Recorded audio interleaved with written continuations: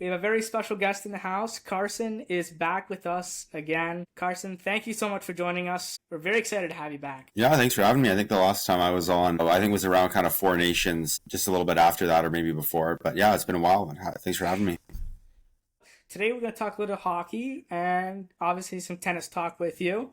Let's go through some of the trades that we've seen over the last little bit in the NHL. Why don't you start with the John Gibson trade? We saw him going to Detroit.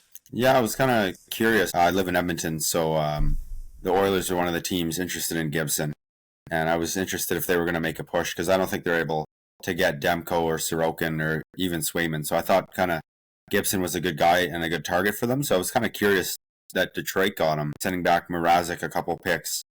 Not a huge offering. I feel like the Oilers could have matched that, maybe sending Skinner the other way. But yeah, Detroit's kind of had a weird goalie carousel in the last couple of years. They seem to have 4 or 5 starters, but none of them are reaching their full potential. So to get a guy like Gibson, you kind of stabilize that position. I think it's really good for them. What's next for the Ducks? Because we know Dostal's there as their number one. What's their situation going forward? Yeah, I think they're in a similar boat to some of these other teams. It's kind of a weird place in the NHL right now where I feel like a lot of teams are buying, right? Even the lower place teams in the standings, they're still buying because they want to rebuild really quickly. There's not a lot of teams just selling. So I think they're trying to build. I think they have a good core. Obviously, trading Zegras was interesting, but I think they have a good core. Dostal, I think, is for sure a number one goalie in the next couple of years. Now, let's talk a little bit about some free agent signings. We've seen a couple of re-signings here recently. Let's start off with John Tavares, re-signing with the Maple Leafs. 4-year contract, $4.38 million AAV. What are your thoughts on this team-friendly deal for Toronto and John Tavares? Yeah, it's similar to the Duchesne deal. Yeah, I really like it. He could have gotten probably 6.5, 7 on the open market. This is big for Toronto because I think it's one of the first players that's taken less to stay in Toronto. Obviously, he's at a different stage in his career than Nylander and Matthews and Marner was, but I like this for the Leafs. You kind of needed to do this because if you didn't, who's your second line center next year, right? I think this was kind of their only option. What about Sam Bennett? Sam Bennett re-signs with Florida, 8 years, $8 million AAV. Your thoughts? Yeah, I mean, they've built a winning culture there, and you see it. Probably if they weren't winning, he's going to say, okay, I had a great season. I'm going to take as much money as I can. But people are willing to take less and stay in Florida. I think if they can win the Cup 3 years in a row, that would be just unbelievable, right? So I think some of those players like Marchand and Ekblad might be enticed to stay there. So 8 years for Sam Bennett, career high, $8 million. It's a high AAV, but winning the Conn Smythe, how can you really argue, right? He's a playoff performer. He plays tough, and he really embodies that Panther style of hockey. I want your thoughts on the whole Matthew Schaefer first overall selection. The emotions, the moment. Yeah, it was really cool to see warming. Obviously, for the pick, I think he was the undisputed number one. They got the best guy in the draft as of now. Sometimes you think these players are kind of robots and they're just kind of go up there, they do their thing. But to see him really emotional and the human side of it was really heartwarming. So I like this kid, right? I don't know too much about him. I'm going to get to know more about him as he enters the league. But from what I know about him, I really like this guy. He's the kind of the case where you want to see him succeed. Yeah, yeah, for sure. All right, let's take it over to tennis. Let's talk about Roland Garros. I know it happened a few weeks ago, but there's a few major things that I want to talk to you about. Let's talk about the men's final, Alcaraz and Sinner. Those two facing off once again. And we saw how Alcaraz got the win in this one. But Sinner, it was a weird instance in this one. Letting 2 sets slip away till Alcaraz secured victory in the 5th and final tie-breaking win. What does Sinner have to do to recover from this? He's the world number 1 ranked player. Yeah, it makes me feel better about my tennis game because, often you're playing a tournament and, in the big moments you get tight and the forehand's not there. You make a couple of errors you shouldn't. And watching him, the world number 1, in those big moments, just miss kind of routine shots. It was like, oh, okay, maybe I'm not so bad. But it was quite interesting. Obviously, he had quite the layoff with the suspension. So maybe that played a factor because you can train all you want. But then the moment you step on the court with 10,000 people watching you and then you're all over the world on television, it's a different type of pressure. So I think that played a factor into this. he looked really tight. And Alcaraz took advantage of that. But it was an incredible match, going the distance. It was one of the better finals I had seen in years, and probably in my life, to be quite honest with you. It was just unbelievable. Now, how does Sinner prepare for Wimbledon? What do you think he has to do? It's starting very soon, and we could see another Alcaraz, potentially another Sinner-Alcaraz final. So what do both of them have to do to prepare? Yeah, I mean, there's a couple grass tune-ups that they played in, getting ready for Wimbledon. That's the obvious answer.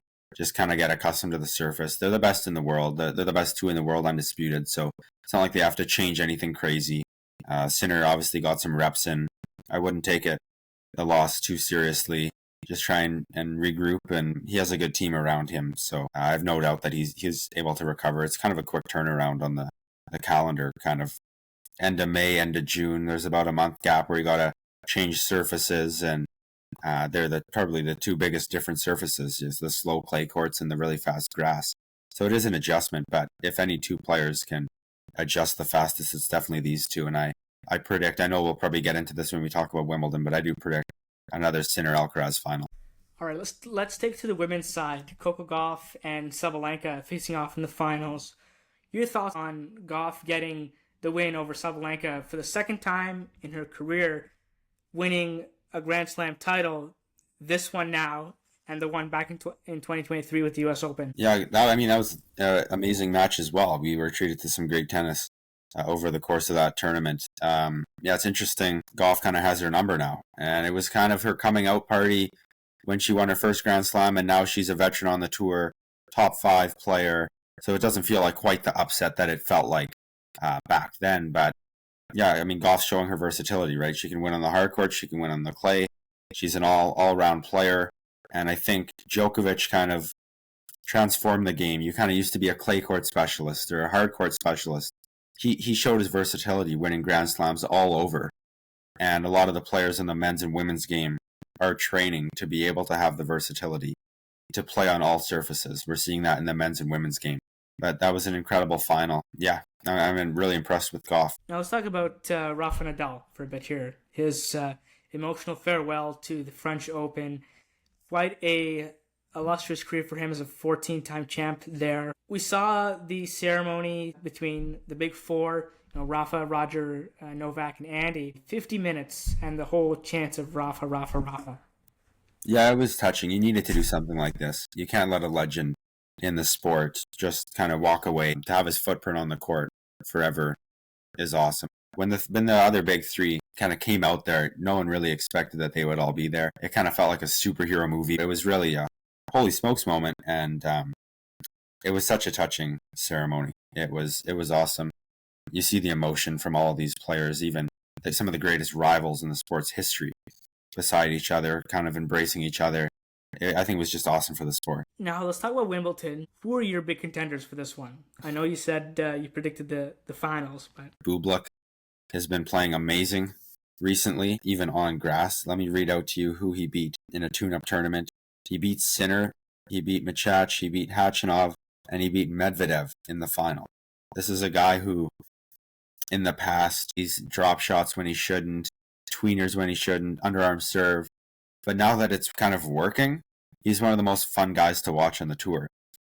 It's unbelievable. So I think he's a wild card, maybe 4th round quarterfinal. It's one thing winning a tune-up tournament, best of 3 sets. It's a different animal to win a Grand Slam, best of 5, playing more matches. That's why I think we see the top players succeed way more in the Grand Slam, because you're way more likely to have success. I like Sabalenka. Rybakina is good on the surface. I think Pegula, she won a tune-up before. She's looking really good. So I would kind of say those 3. So I say Sabalenka, ripping her forehand. I think she takes it. What are you most excited for at Wimbledon this year? Some of the young Canadians, like Diallo, has really come onto the scene. And Carson Fidyk on the women's side. These are 2 college players that elected to go to college before turning pro. Now they're turning pro, playing at the biggest tournament in the world. And again, they're not really that young because they went to college, but they feel young because they're just turning pro. 24 years old. And I really like the growth that they've had this year. Carson qualifying, she won 3 matches, beating Bianca, her closest friend on the tour, to get here. Playing the world number 1, Sabalenka, first round, center court, she's probably not going to win, but to see her grow as a player and, play on the biggest stage in the world against the world number one, that's quite the experience. And to say that you played center court Wimbledon, world number one, that's pretty cool. Now, I want to focus in on Gabriel Diallo a little bit here. He's coming up really, really quick. Yeah, my dad is pretty high on this kid, and he said to me, he's such a young guy, and I'm looking at him, and he's 24, and, he's not too much younger than Felix, but Felix feels like such a veteran, right? Because he turned pro so young. But this guy, this is all new experiences for him, right? It's way different than college tennis. Not having kind of that team around you. College tennis feels kind of like a team sport, even though you're playing one-on-one. You win a point, and your whole team's on the court. They're celebrating with you. This is way different. So to see him have success so fast, and kind of this change is changing the trajectory of tennis. You're seeing Ben Shelton go to college. Now he's a top 10 player. You just didn't see this in the past. It used to be you turn pro as fast as you can, you start making money. But it's way different now. So to see him having this success, I think it will only further change kind of younger players' attitudes towards what they do with their career at a young age. That was great. Thank you very much, Carson. We really appreciate you coming on. Thank you for your time, and we really appreciate you coming on and talking tennis and hockey. Anytime.